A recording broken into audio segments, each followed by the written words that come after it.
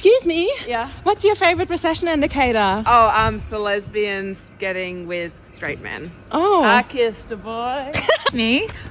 What's your favorite recession indicator? Definitely lavender marriages. Nice. Congratulations. Thanks. Oh, we're straight. What is my favorite recession indicator?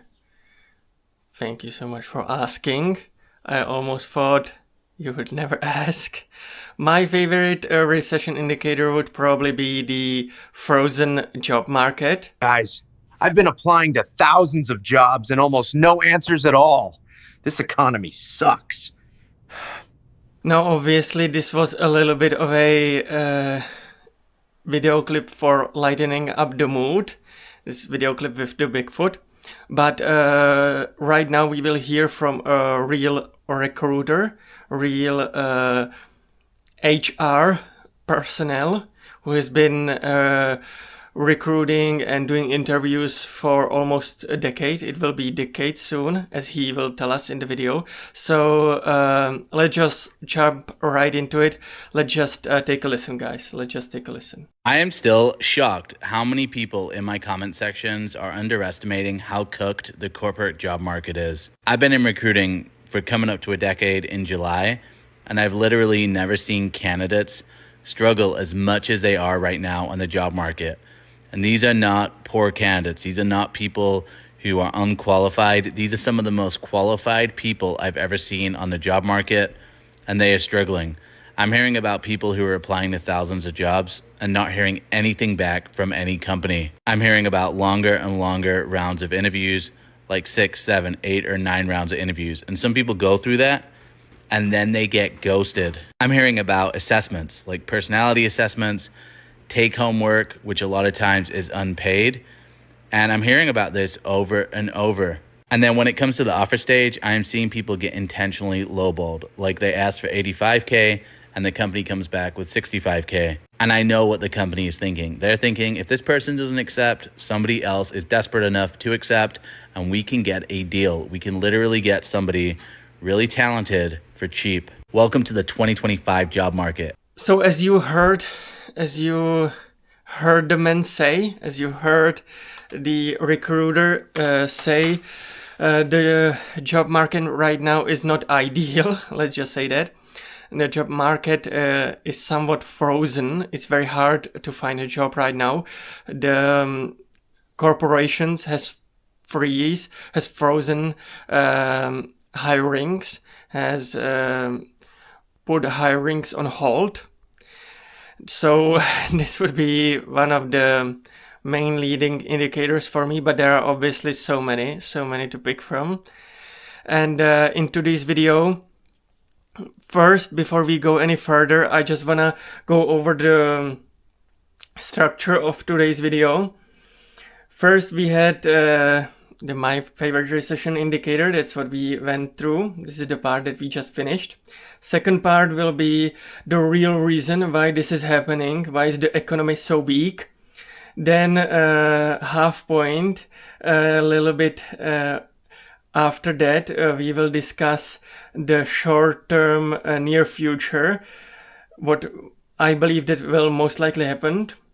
Then next big point will be global consequences. We will go a little bit over geopolitics and how we are seeing this play out. This is not just domestic issue. This economic is not just a domestic issue, but it has a global implications as well. Then in fourth point, we will talk about the biggest risk to the financial sector, which is the shadow banks. We will go first over what shadow banks really are. There's nothing to be, scared of. It's not like a woohoo, but we will go over what shadow banks are and what type of risk they pose to the financial sector right now. And then at the end, as always, there is a big, huge furry announcement to be made. There is a huge announcement that you don't want to miss out, guys, on, and so don't go anywhere. The last part is a big furry announcement. Now, before we jump into the first segment, why is this happening? Why is this economic weakening happening? What is the real reason this is actually happening? Before we jump into that, let me just ask you for a favor. Make sure to smash that like button, make sure to smash that subscribe button. It truly helps the algorithm and helps the channel growth. Also, make sure to check out my blog. It's unique, fun, exciting, original, so make sure to check out that as well. And before we jump right into it, let's go. Let's go, guys. Let's go. Let's jump right into it. The real reason why we have such a so-called weak economy, weak underlying economy with small e, is because there has been, during the COVID pandemic, complete shutdown of businesses, absolute complete shutdown for several months globally, all around the world. And so there was no economic activity, almost zero economic activity whatsoever. And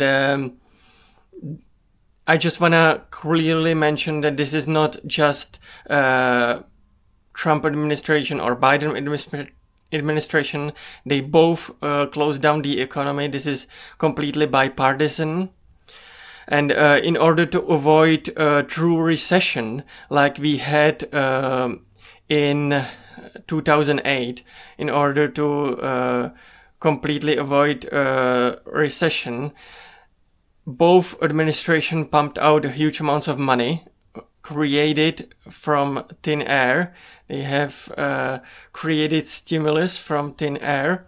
The Trump administration created $2 trillion and pumped it out into the economy. And then the Biden administration a year later in 2021 did exactly the same thing.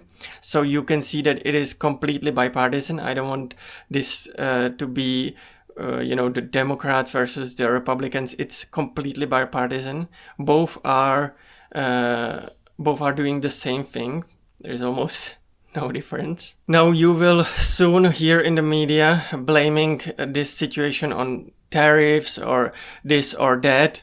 On the Trump administration, on the other hand, will try to blame the Bidenomics that was previously before this. But I just want you to know that ever since the COVID lockdowns, we have basically been in some sort of a silent depression. We could call it a silent depression, in which we avoided traditional recession just by borrowing money. The only way we have basically stimulated the economy was by pumping out fake money into the economy. But we haven't really recovered ever since the lockdowns were put in place. But the tariffs may one day be seen as the catalyst. So, for example, the First World War is often stated that the assassination in Sarajevo was just the catalyst. It was the spark that started the war, but it wasn't the reason to go into war. It was just the spark that that started the fire, that started the First World War. And in same way, maybe one day we will look back and the tariffs might be seen as the catalyst, as the spark that started the recession of 2025. But what I really want you to take away from this first segment is that this definitely started with the lockdowns.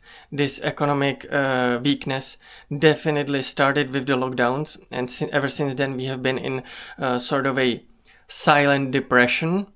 A lot of the businesses, in order to satisfy Wall Street investors, they have tried to showcase a growth, but this growth has been nothing but cut downs of spending, and they have been cutting by laying off workers. It started with the tech giants. It started with Twitter laying off 75 their workers, and everybody sort of adopted the book. Everybody's trying to use the excuse that the AI and the optimization is the reason to cut off workers, but in reality, it is the weak economy. Ever since the lockdowns, it is the true reason for these layoffs is the weak economy. And the tech giants were the first to start, but this is going through the entire economy. And we have to understand that people don't want to start with layoffs, but it is usually layoffs are the last resort. They first start with cutting down on extra time. They first start with freezing the job market, freezing hiring, and that is definitely what we can all feel in the economy happening. This is not just happening in the United States, but for example in China, the new graduates have a really hard time finding a job. They even dedicate entire year after graduating universities. They dedicate entire year to find a job. And in 2023 and especially in 2023, we saw a lot of migration. Over 1 million people came from China into the United States. And these people are all economically driven. They are all trying to seek a job. That is because same way like in the United States, even more and more, the job market has been completely frozen in China. In China, the hiring has been frozen much longer than in the United States, actually. They had very hard time as us. They had very hard time recovering from the COVID. And so we can see this weakening playing out right now. All of this obviously has a cascading effect. So even though people have been given a lot of money during the COVID lockdowns through the stimulus, in 2022 the money ran out, and in 2023 the Bidenomics basically tried to stimulate the economy with more borrowing, and in a sense the big beautiful bill is trying to do the same, stimulate the economy with more and more borrowing. The problem is that this may not work. We are later in the cycle, and the cascading effect is worsening. Basically, when you do not hire people, or when you even fire them, what tends to happen is that the consumer weakens, and with the growing prices, the consumer also weakens, and this means that companies will make less and less money. This obviously has a cascading effect, and it weakens the overall economy. This means that even companies like FedEx, even the airlines, and even companies like Walmart are expecting the consumer to weaken. They are expecting less international flights, less domestic flights, and all of this means that the consumer is weakening. We have also seen the real GDP contracted for the last quarter, and so we are already seeing quite a severe crackdowns in the economy. And so in the near future we may see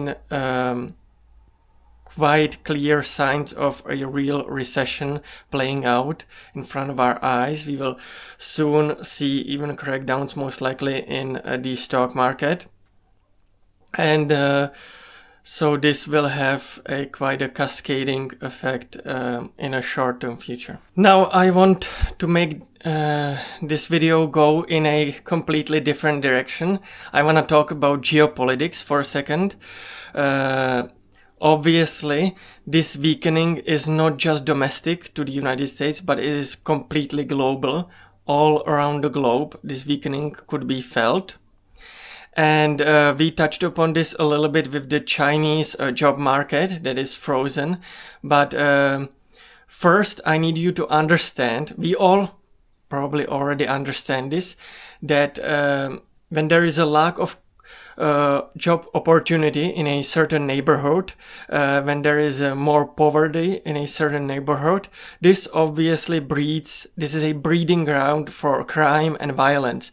The more poverty and the less economic opportunity, the more crime and the more violence and we can expect from the neighborhood. So if all of a sudden a big employer closes down in a certain neighborhood, it is more likely that there will be increase of crime in that certain neighborhood and stuff like that. We all understand that.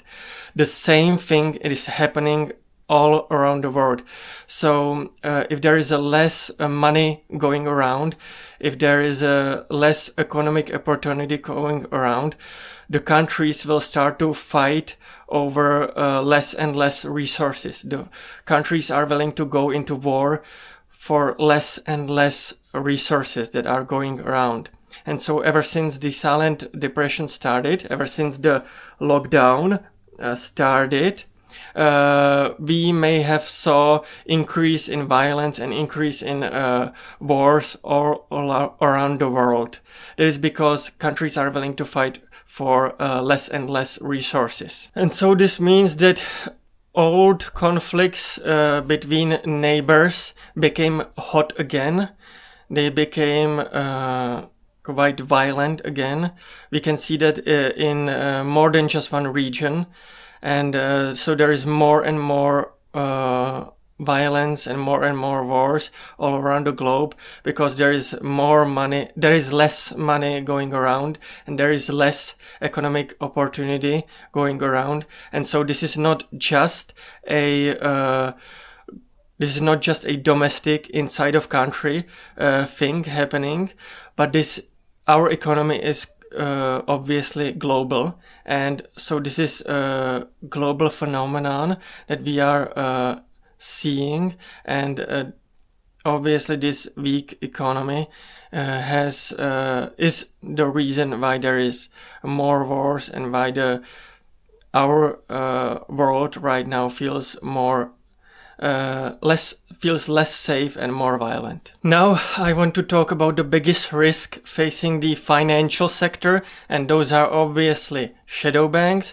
Shadow banks are nothing more than just shell companies in usually Cayman Islands. They are what's called daughter companies. So this means that they are just companies set up in Cayman Islands, but they are usually part of a conglomerate which bank inside of the country is also part of, and so they are just instruments for normal banks to lend to wealthy people who want to avoid taxes. And so if this is not illegal, by the way, if you just want to optimize your taxes, you put all of your money in a shadow bank, and shadow bank is basically bank in Cayman Islands where you store your wealth, and on a paper you do not have to pay taxes on this. This is all completely legal, but these shadow banks basically work for the 1%ers and for the ultra wealthy to hide their wealth and avoid taxes. Now these banks, they are completely like a normal bank. There is nothing special about them. They are literally just like normal banks. They will store your wealth, and then usually what wealthy people do is that they immediately invest that money. They don't let it just sit around, but they invest into stock market and stuff like that. What also they will do, that they will leverage these positions. This means that they will, for example, put $100 in and borrow another $1,000. So for example, 1 to 10 ratio, and they will take this $1,100 and invest into stocks. So all of their positions are levered. This is important to keep in mind. This is where the problem becomes to occur. When the economy weakens, like we saw since the lockdowns, when the economy is weak, when the consumer is weaker and weaker and weaker, the normal banks, the normal commercial banks that you know, they will stop lending money to normal people. They will stop lending money if you want to set up a coffee shop, if you want to, they see you as more risk and more risk. And as the economy is weaker and weaker, they are less likely to lend to these people, but they are more likely to lend to billionaires. They are more likely to lend to shadow banks that they will then lend to these billionaires, because these billionaires are less likely to default on the loan.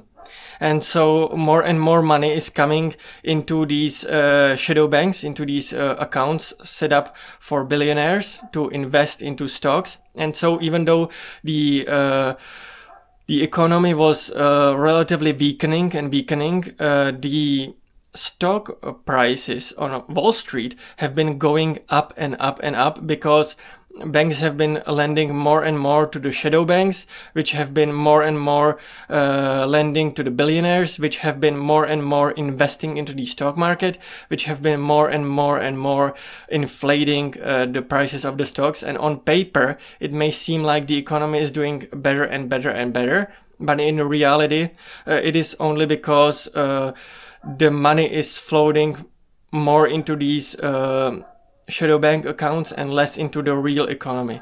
Banks are no longer lending into the real economy as they used to. Now, this is obviously creating a big threat to the financial sector, because there is no regulation outside of the United States. These shadow banks are just like normal banks, but they operate outside of the jurisdiction of the United States, and so they don't face the same regulations, meaning that they don't face the same risk management that the normal banks have to do. And so these clients, these billionaires, could be over leveraged. They could have over levered positions, and there is no real risk management outside of the personal risk management that these billionaires set up. But if they want to gamble with their money, if they want to put bigger and bigger levered positions, there is no hardcore regulations the same way that they would face in normal banks, but in these shadow banks they can put quite a levered position. And so we also saw that as the banks, shadow banks have been lending more and more money, we have also saw a spike of the price of different cryptos quite recently. The cryptos went up, because you have to understand that these billionaires and that these even millionaires, these wealthy individuals, they are people just like you and me. They are literally just like you and me, and they have flaws. They have flaws just like you and me, and they are susceptible. They are also easily influenced by greediness, like you and me, and so they can easily get stuck into the gambling mentality. And if the stock market has a bad day, if we enter bear market, which may happen soon, all of these positions may get margin called. A lot of these positions may be forced to liquidate. And this poses a big threat to the normal banks that are lending the money to the shadow banks.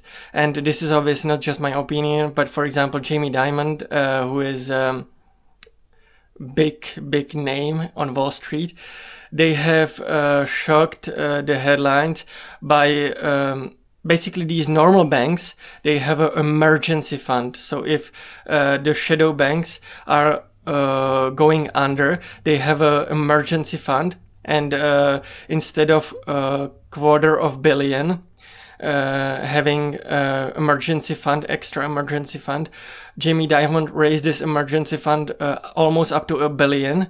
I think it was $975 million. And they have increased this emergency fund because they see the writing on the wall. They are also concerned about the danger that these shadow banks are creating.